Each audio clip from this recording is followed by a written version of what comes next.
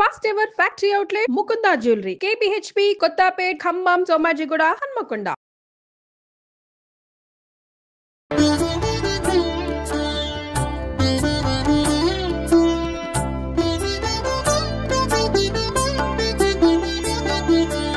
నమస్కారం.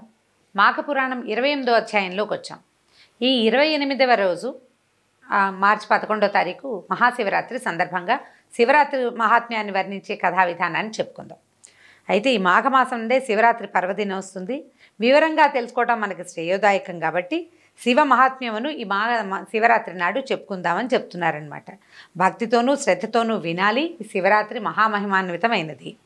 అందరూ తప్పకుండా ఆచరించవలసిన రోజు కాబట్టి శ్రద్ధాళువుగా వినండి, ముక్తి పథాన్ని పొందండి అని చెప్తున్నారనమాట. మహాశివరాత్రి మహేశ్వరునికి అత్యంత ప్రీతికరమైన రోజు. ఇది కృష్ణపక్ష చతుర్దశి నాడు వస్తుంది. అంటే బహుళ అమావాస్యకు ముందు రోజున వచ్చును. అయితే ఈశ్వరునికి అత్యంత ప్రీతికరమైంది అవటం వల్ల ముల్లోకాల్లోని సమస్త ప్రాణులు శివుణ్ణి ఆరాధిస్తాయి. మహాశివరాత్రి నాడు శివుణ్ణి ఆరాధిస్తే సర్వ పాపాలు నశించిపోతాయి. అయితే శివరాత్రి అనేది ప్రతి మాసంలోనూ వస్తుంది. మాస శివరాత్రి అని చెప్పుకుంటాం కదా. అయితే మాఘమాసం అందు బహుళ అమావాస్యకు ముందు రోజైన రోజునే చతుర్దశిని మహాశివరాత్రిగా అంటారు. శివరాత్రి నాడు భక్తులందరూ నదిలో కానీ కాలవ యందు కానీ లేదా నీటి తావు ఎందంటే బావులు వాటి దగ్గర కూడా శుచిగా స్నానం చేయాలి. తర్వాత శివ పూజ చేసుకోవాలి. మహాశివరాత్రి నాడు మహేశ్వరుని బిల్వపత్రాలతో పూజించాలి. శివలింగానికి క్షీరాభిషేకము మొదలైన విశేష పూజలు చేయాలి. పంచామృతాభిషేకం కూడా చేస్తారు. నారికేళ తీర్థాభిషేకం, కొబ్బరి నీళ్లతో అభిషేకం చేసినా కూడా విశేషమైన ఫలప్రదమట. అష్టోత్తర శతనామావళితో పాటు షోడశోపచార పూజ కావించాలి. ధూపదీప నైవేద్యాదులతో పూజించిన పిమ్మట ప్రసాదాన్ని తీసుకోవాలి. భక్తి శ్రద్ధలతో ఈ మహాశివరాత్రి పూజ చేస్తే సమస్త పాపాలు హరించుకుపోవటమే కాక అంత్యమందు మోక్షం సిద్ధించి కైవల్య ప్రాప్తిని పొందగలరు. శివరాత్రి జాగరణ చేసి అనంతరం మరునాడు అమావాస్య నాడు కూడా స్నానం ఆచరించినతో అంటే నదీ స్నానం అన్నమాట మోక్షపదాన్ని పొందుతారు. శివరాత్రిని మించిన పర్వదినం శివ పూజకి ఇంకొకటి లేదట. కాబట్టి శివునికి అత్యంతమైన ఈ ప్రీతిపాత్రమైన ఈ రోజున శివాలయాల్లో శివార్చనలు, బిల్వార్చనలు, రుద్రాభిషేకములు, భస్మాభిషేకాలు, అన్నాభిషేకాలు కూడా జరుగుతూ ఉంటాయి. విశేష పూజలు జరిపితే అవన్నీ కైలాసానికి దారి చూపిస్తాయి అన్నమాట మనకి.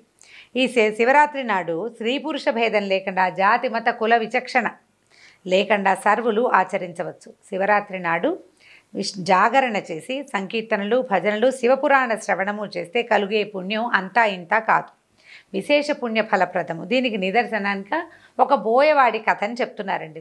మామూలుగా మనం మహాశివరాత్రికి చెప్పుకోవాల్సిన కథ, మహాశివరాత్రి ఎట్లా ఆ రోజున ఎలాగా అగ్నిలింగం ఎలా ఉద్భవించింది అది మనం శివరాత్రి ఎపిసోడ్లో చెప్పుకుంటాం. మాఘపురాణంలో ఏం చెప్పబడిందో మాత్రమే ఇప్పుడు చెప్పుకుంటున్నాం అన్నమాట. పూర్వం శబరీ నదీ తీరంలో కులీనుడనే బోయవాడు తన భార్యాబిడ్డలతోటి నివసించేవాడు. అతను నిత్యం అడవికి పోయి పశుపక్షాదులను, మృగాల్ని వేటాడి చంపి వాటి మాంసంతో తన భార్యాబిడ్డల్ని పోషించుకునేవాడు. అతనికి నిత్యము జీవితం ఒక గడ్డు సమస్యగా ఉండేది. ఆహార సంపాదన అనేది ఇలా కష్టసాధ్యంగా ఉంటే గడ్డుగానే ఉంటుంది పాపం. మరి దినదినగండ నూరేళ్ల ఆయుష్ అన్నట్టుగా అడవిలో వేటాడిన ఆహారాన్ని ఇంటికి తీసుకొచ్చి వండించుకునేదాకా అనుమానమే అన్నమాట. ఆహారం దొరికిందా లేదా అనేది. నిత్యము వేటే, ఇంకేం లేదు. కానీ వీడు వేటలో కడు నేర్పరట. భగవంతుడు ఆదుకుంటాడు పాపం ఇలాంటి జీవుల్ని. క్రూర మృగాల్ని కూడా కడు నేర్పుతోటి సంహరించి వాటి మాంసంతో జీవనం గడిపేవాడు. అతను కనిపిస్తే క్రూర జంతువులు, సాధు జంతువులు కూడా పారిపోయేవి జంతువులు అతను చూసేసరికి. అడవిలో స్వేచ్ఛగా విల్లంబులతో సంచరించేవాడు. ఒకసారి యథాప్రకారం అతను అడవికి వేటకెళ్తే ఒక్క జంతువు కూడా కనపడలేదట. సాయంత్రం కావస్తోంది. రిక్తహస్తాలతో అంటే ఖాళీ చేతులతో ఇంటికెళ్తే భార్యాబిడ్డలు పస్తులతో ఉండాల్సి వస్తుందని ఎలాగైనా ఒక జంతువునైనా వేటాడి ఇంటికి తీసుకెళ్లాలని వేటను తీవ్రంగా వెతికాడు అడవంతా. అయినా అతని కృషి ఫలించలేదట. ఆకలి దప్పులు ఎక్కువైపోయినాయి, నీరసం వస్తోంది, మనసు కుంగదీసేస్తోంది. పెళ్ళాం పిల్లలు పాపం ఆకలితోటి ఉంటారని పట్టుదల ఎక్కువైపోయింది. ఎలాగైనా తెల్లారే వరకు ఉండైనా సరే ఏదో ఒకటి చేయాల్సిందే అనుకున్నాడు. సరే ఏం చేశాడు? చీకటి పడిపోయింది. ఏదైనా ఒక మృగం రాత్రిపూట నీళ్లు తాగడానికి వస్తుంది, లేదా తెల్లవారుజామున వస్తాయి కూడా.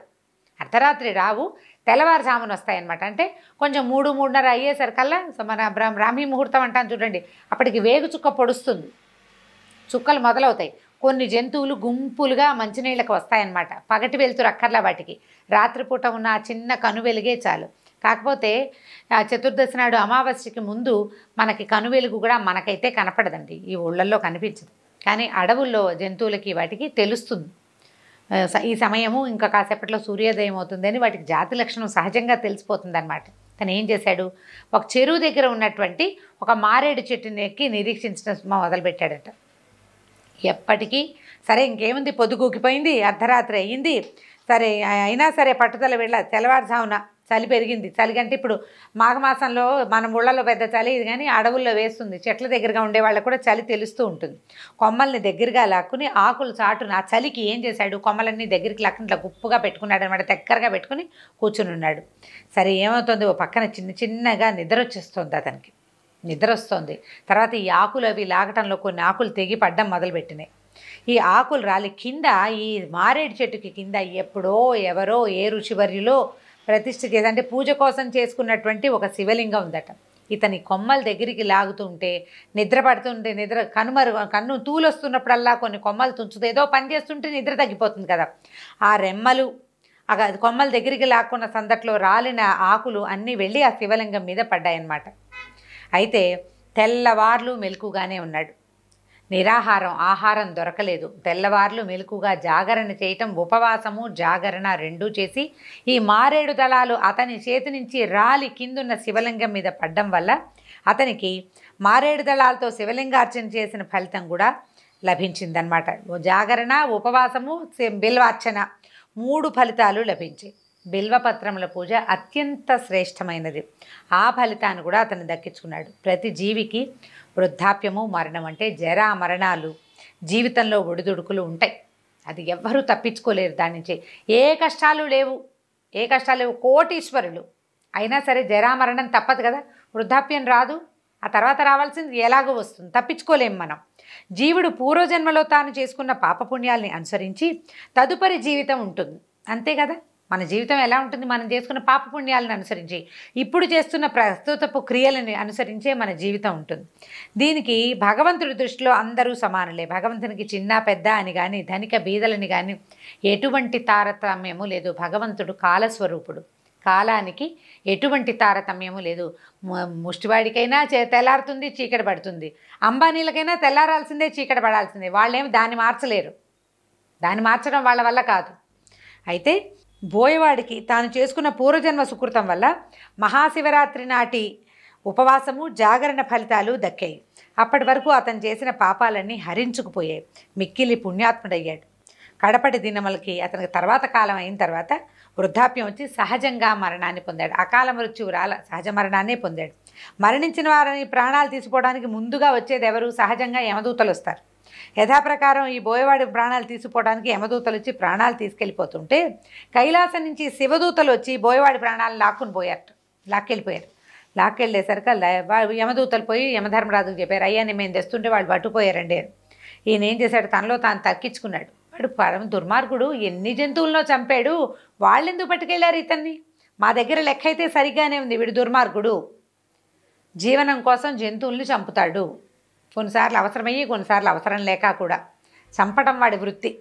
దాంతో ఆయన ఏమనుకున్నాడు, యముడు శివుడితో మాట్లాడదాం శివదర్శనార్థమై కైలాసానికి వెళ్ళి నమస్కరించాడు.